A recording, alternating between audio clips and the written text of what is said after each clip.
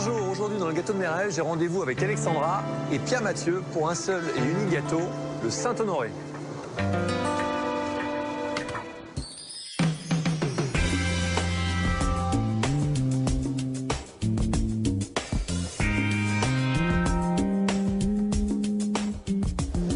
Bonjour monsieur.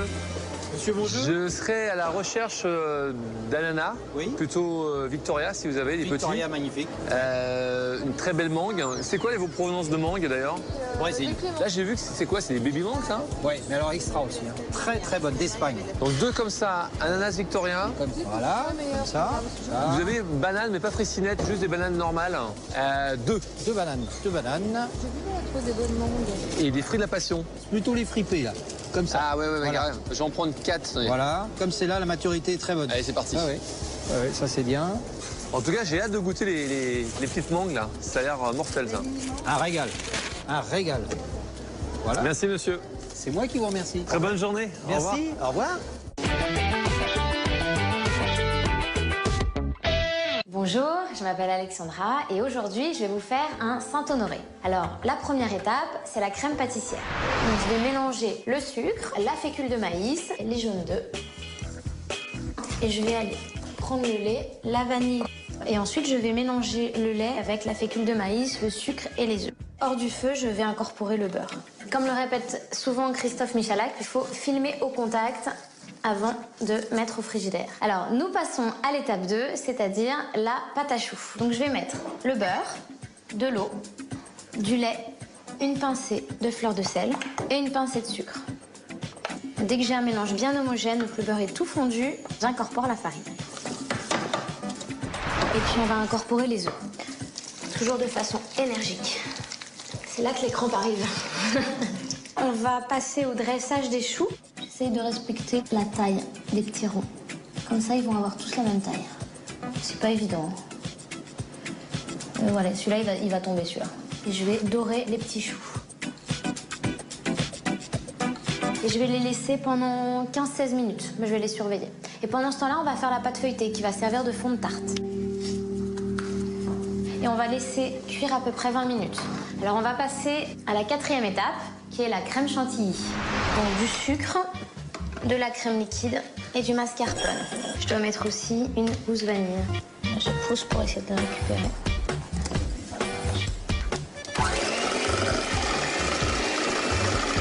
C'est le problème, on en coupe à fond. De se dire qu'il y a Christophe Michalak qui va venir et qui va goûter mon gâteau, déjà, c'est une pression de dingue. De faire ça en live avec lui, d'être son petit commis. Je trouve ça hyper sympa.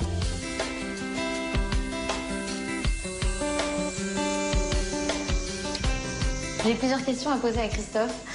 La première, c'est pour la pâte feuilletée. Comment faire pour qu'elle gonfle pas autant et qu'elle soit bien croustillante? La deuxième, c'est comment faire pour la chantilly pour qu'elle tienne bien et qu'elle se ramollisse pas.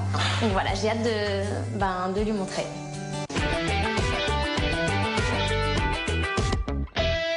Alors.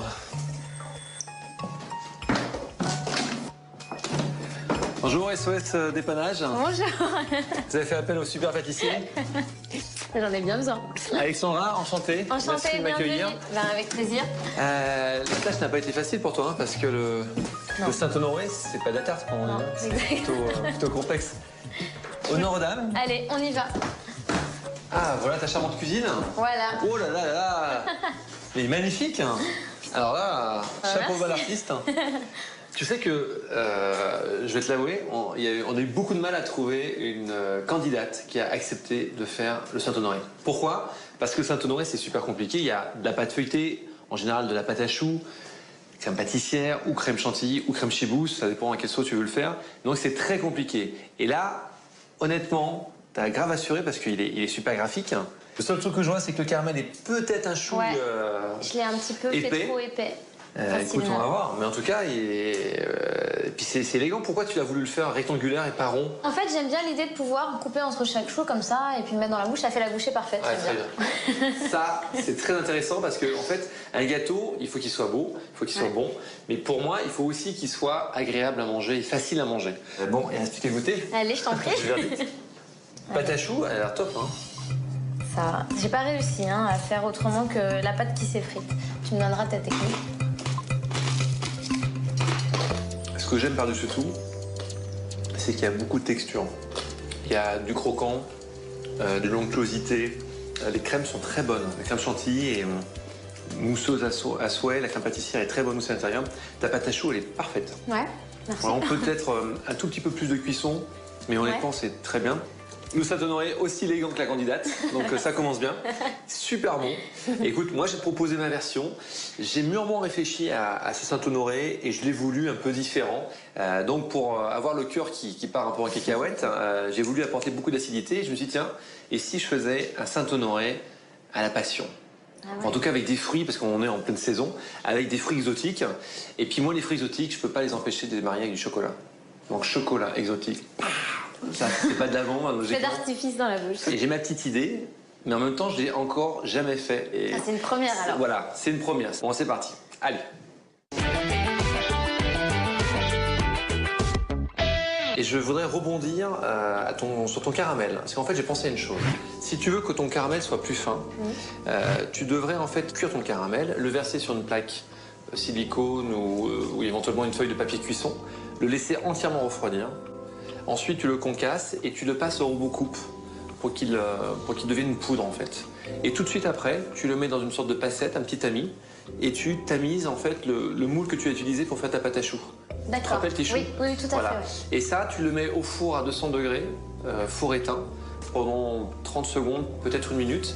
Et qu'est-ce qui va se passer? Ton sucre va refondre. Ouais. Et par contre, comme tu as vraiment mis, on va dire, 1 ou 2 mm de poudre de caramel, ton sucre va se figer et ça va être une opaline caramel magnifique. Ah, génial. Voilà. Ah, c'est top. Alors, pour réaliser mon Saint-Honoré, il va se faire en 5 étapes. La première étape, ça va être la pâte sablée coco. La deuxième étape, on va faire un crémeux. La troisième étape, ça va être une sorte de crème chantilly. La quatrième étape, ça va être une sorte de compoté de fruits exotiques. Et la cinquième étape, le dressage. Et là, on goûte, c'est la joie, la bonne humeur, c'est génial. Alors, de quoi on a besoin? Notre sablé, il est très simple. Beurre de micelle, farine, poudre de coco, sucre semoule et jaune d'œuf. On va tout mélanger ensemble et on étale ça en direct entre 2 feuilles de papier. C'est-à-dire que je vais remplacer mon disque de pâte feuilletée par un disque de sablé coco et je vais bien évidemment garder mes choux. D'accord. Voilà, allez, action. Donc, mon beurre, demi-sel, toi regarde, très pommade. Hein. Ah ouais. Toi, j'ai bien sorti une petite heure à l'avance. Il est juste impeccable. J'ajoute ensuite mon sucre, ma noix de coco, ma farine, très compliqué comme recette,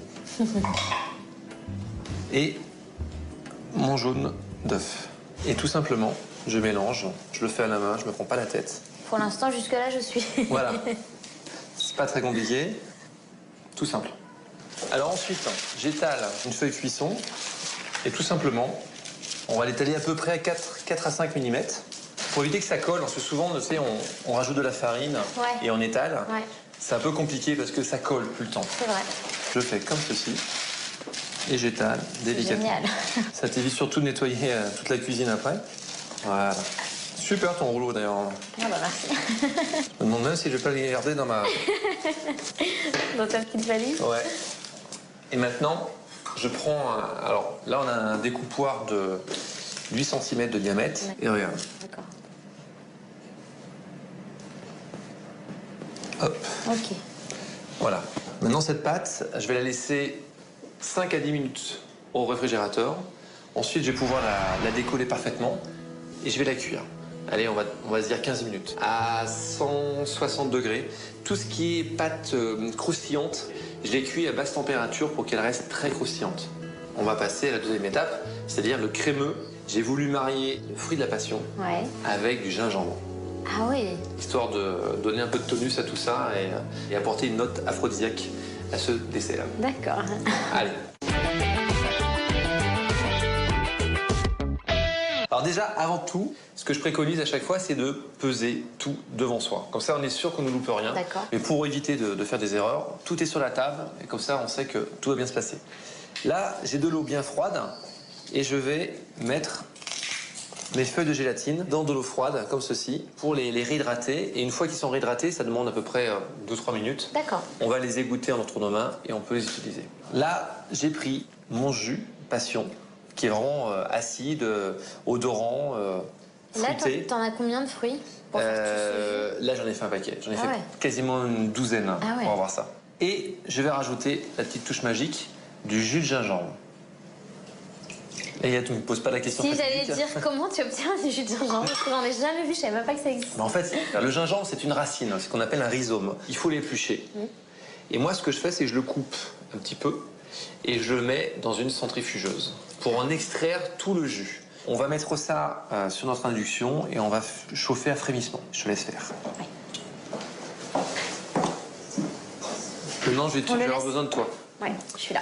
On va mettre les jaunes, Ouais. le sucre et je vais te demander de tout fouetter. Ouais.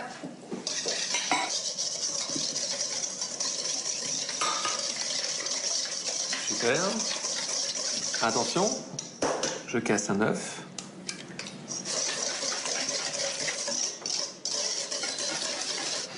Pourquoi c'est important de porter le tout à frémissement? Parce que le gingembre, comme l'ananas d'ailleurs, c'est tellement acide, ça a une enzyme à l'intérieur en fait qui a tendance à liquéfier la gélatine.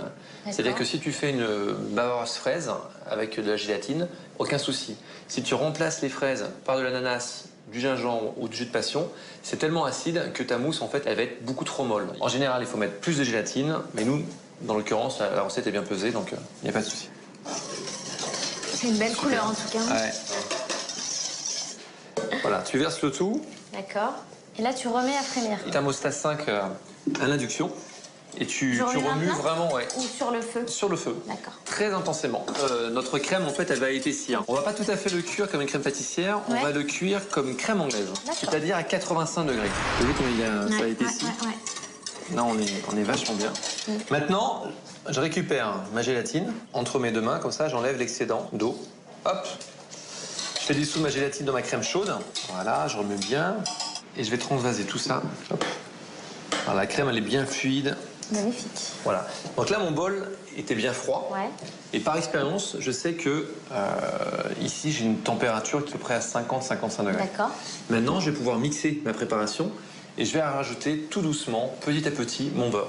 D'accord. Je vais créer une émulsion et je vais avoir une texture qui va plus se rapprocher de la mayonnaise. Et cette crème, je vais la laisser 24 heures au réfrigérateur. D'accord. En fait, je vais remplacer ma crème pâtissière par mon crémeux passion gingembre. D'accord. Voilà. On va passer à notre troisième étape, qui est la crème chantilly. Et c'est pas une crème chantilly normale. On va faire une crème chantilly au jus de la passion et au chocolat au lait.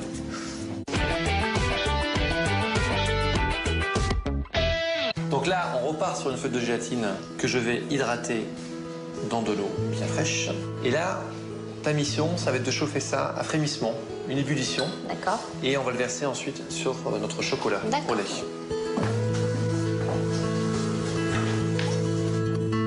Je vais rajouter ma petite feuille de gélatine. Ouais.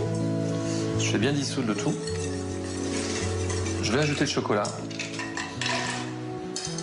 Et je vais faire dissoudre mon chocolat dans ma crème bien chaude.